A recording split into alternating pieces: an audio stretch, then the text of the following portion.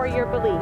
You said no internal contradictions. How well do you know this book? I got this from your friend the other day. It's the Bible for all of you who don't know. I don't know which version it is. I don't know who's writing, who decided what to put it in here. John, we'll read John 1:17, 18. Do you know this one? I'll read what it says here. It says, no one has ever seen God, but God is the one and only who is at the Father's side has made him known. Right here, it says, no one has ever seen God, okay? Mm-hmm. You believe that? You take that? You want to read it? That's your book. This is what you take. You bet. Right here, same chapter, John 5:19. Right. Jesus, it says here, Jesus gave them this answer. I tell you the truth, the Son can do nothing by himself.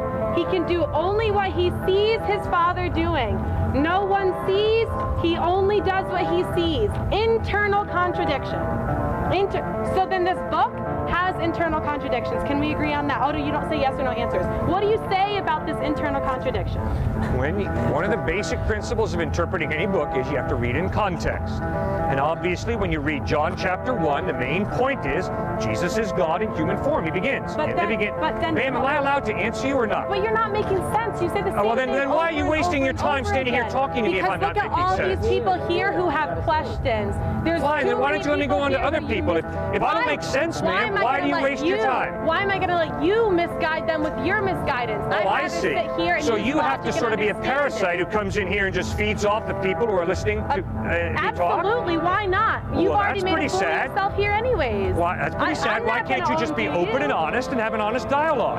Explain this. Okay. Explain this. Thank you. John chapter 1. John begins with the words, in the beginning was the Word, and the Word was with God, and the Word was God. Crystal clearly, John 1:1 is stating the deity of Christ. The word there is Christ. The Greek word is logos. Obviously, by reading John 1, you know he's talking about Christ. Obviously, he's hearkening right back to Genesis chapter 1, verse 1, which says, in the beginning, God created the heavens and the earth. John is taking that and putting it in Greek. John 1:1, in the beginning was the Word, and the Word was with God, and the Word was God. Nobody has seen God. I haven't seen God. You haven't seen God. But the claim of John is, and the claim of Jesus is, that he is God, revealing himself in human form. That's clearly, unmistakably what John 1 is teaching. And you don't have to have a PhD in New Testament. Just read it yourself, and you'll figure that out. It's both John. I didn't flip to even a different chapter. It's 2 pages away. Both John saying, one saying no one sees God, the other one saying Jesus sees God. Is it saying Jesus sees himself? Is this something that everyone who Yes, that's exactly right. Jesus is claiming to be God, revealing himself in human form. That's his claim. And he sees himself. No, Why would John write that? You're not God. What's the difference?